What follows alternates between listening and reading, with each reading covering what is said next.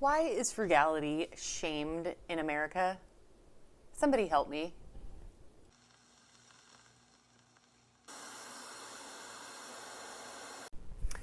Hey folks, Prepper Princess. So today I'm going to talk about pretty much frugality being shamed in America.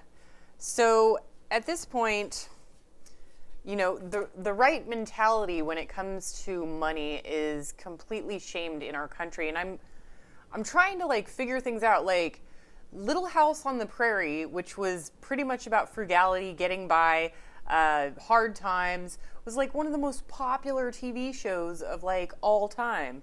And then you go over to the other extreme and you're watching Extreme Cheapskates, which is totally fake, by the way. And then there were people obsessing over it, trying to determine what sort of mental deficiency or mental illnesses all of these people from the show may or may not have had. Makes no sense. Now, we all know that reality television is not really reality. We know that the ultimate frugalista, wow, what was her name? She was in the first, not, Kate Hashimoto was a freegan. Now, a freegan she was on the very first episode of Extreme Cheapskates, which I'm sure you can look up on YouTube. But she was a freegan, which is somebody who pretty much lives on nothing. So she dumpster dived for food, furniture, whatever. And she absolutely refused to spend any money on clothing, which is considered a little bit strange, but I would not consider it to be a mental disorder given the fact that she was a certified financial planner in her real life. Now, a lot of people out there, such as myself, do not make a lot of money, but we all know it's not about what you make, it's about what you keep. Now, on Extreme Cheapskates, Fun, Cheap, or Free, another YouTube website where she has 5 times as many subscribers as I do, she was on Extreme Cheapskates, and you know that this lady who lives in a mansion does not have chickens. So on the TV show, they went and pretended to go and get some chickens for eggs, and you're looking at this and you're like, why? Why is this lady in a mansion getting chickens? We all know that she doesn't have them now. Otherwise, if she had them now, she would be promoting on her website her chickens or putting them into her videos, but she simply doesn't. She has a makeup artist and a professional photographer who does all of her YouTube videos, which she has admitted to. She does promotions where she said she would never do promotions, and I'm sorry, but it's not real. It's not real. And also, I remember one on an Extreme Cheapskates where a guy was taking his, he was vacuuming his lawn,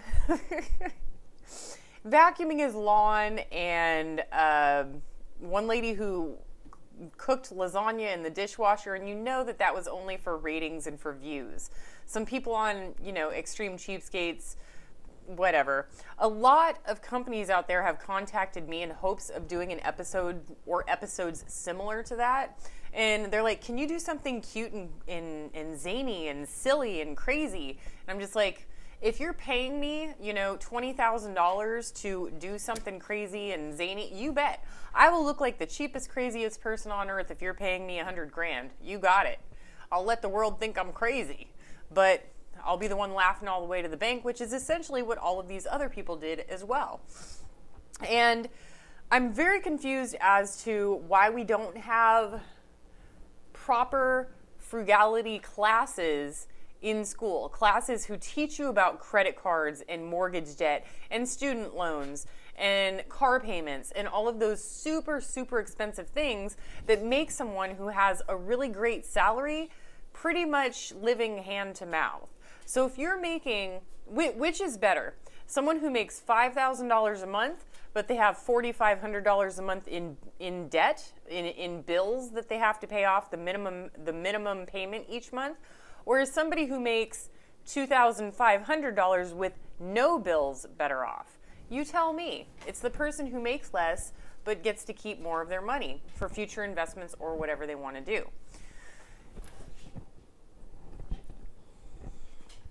And there are a few channels like mine on YouTube that teach money saving, but for the most part, they're not really put on the recommendations list on YouTube, and they're sort of hard to find. Homemaking, frugality, usually crafts, homesteading, they're not really all that high on the recommended list. And why is that? Because most people want to view the flashy cars and the big mansions and the fixer-uppers and the makeovers, but they don't want to really see what it's truly like to live a frugal lifestyle because people find it boring.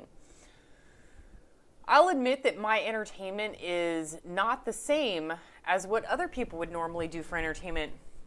And it never really has been the same. From what I understand, people go out to bars and they go dancing and they get drunk and possibly do some other substances while they're out there for a good time. They have casual relations, and to me, that's not a great way to live. I like to remember what I did the day before, and I don't like spending money. I mean, spending money on entertainment is like you're not creative enough to come up with something to do. And my mind is always creating, always busy, always writing, always reading, always hiking, biking, walking, jogging, playing Frisbee, taking out my Mr. Rocky Pants for walks. I'm always busy. I'm always finding things. I mean, it's like every time I go for a walk, it's like not a search and rescue. It's like a Easter egg hunt. It's like, oh, what's this? Last night, I found a pillow. A couple days ago, I found a kitchen washcloth. A few days before that, I found $21.13 in cash. I mean, I find everything on my walks all the time. I found a full bag of charcoal bricks. I've found a pair of sandals that I use regularly now. I find clothing. I find hats, sunglasses. I mean, I find so many things because the whole world is just one big giant Easter egg waiting to be discovered, and I don't understand how people cannot find that to be fun. Back when I lived in California, I would collect bottles and cans, and I would use that money to either donate to charity or fill up my gas tank. It was awesome. They don't have recycling here, so that's sort of taken off of my finding, but it's awesome. It is so much fun. I find everything all the time. Jewelry, rings, necklaces, earrings, head things, I don't know what to call them. But seriously, it's like everything that you find that you get in the store, and it's like you're going looking for a sale. That's what I find when I go for a walk. I find something every single day. I don't think I've ever gone a day where I haven't found something really cool or found money. So I don't understand how people cannot be creative enough to find entertainment that doesn't cost any money. And I know that the people watching this video are probably like-minded like me, and you might be a little bit disassociated with people who do things like that. And I find myself to be more and more disassociated with people like that on a regular basis.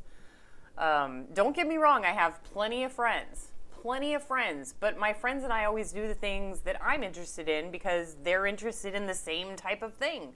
Unfortunately, these types of people are really hard to find. But it seems like our society has made it so that people such as myself have grown out of favor. It's almost like we're looked down upon. And I don't understand. Like, somebody help me understand why you wouldn't want to have more money in your bank account at the end of the month. You would rather have a fancy car as opposed to a normal car so that you can look cool in front of people you don't know that you're probably not going to meet and never have a conversation with. And if you did have a conversation with them, what would you talk about? Your lack of creativity and the fact that you want a really cool car that you can show off to this person that you're probably taking out for a $7 cup of coffee? I don't understand it. I don't know. I think that I might be out of touch. I really, really think that we need to get financial education in schools. However, it's more than likely that the government and the bank don't want people to learn, because then they will realize that the government and the bank rule the world and steal all of the money from all of the people via taxes and high interest loans and credit cards. All of them. If you think about it, banks and taxes are pretty much most of our bills. Yeah. So credit card, bank, student loan, bank, car payment, bank, taxes, government. There goes 90 to 95% of your money right there.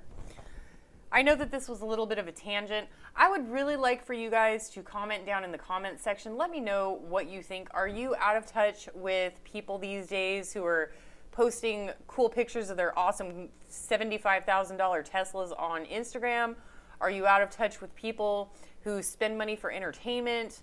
Have you contacted your local school asking for some sort of financial education for your children, or are you teaching them yourselves? Don't forget to like this video and visit my Patreon page. That's patreon.com/prepperprincess for more personal videos, which are typically much, much longer than the videos that I put out here on YouTube. Do what you can with what you've got. Prepper Princess out.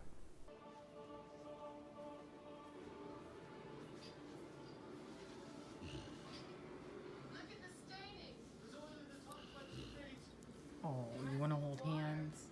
Okay. We'll hold hands.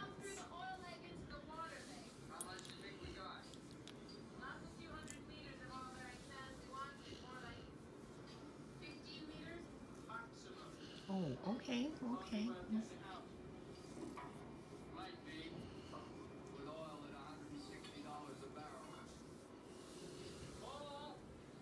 Spoiled doggy. Spoiled mister, yes. Oh, mommy loves you. Mommy loves you. Yeah, my sweet boy. My sweet boy. I love you.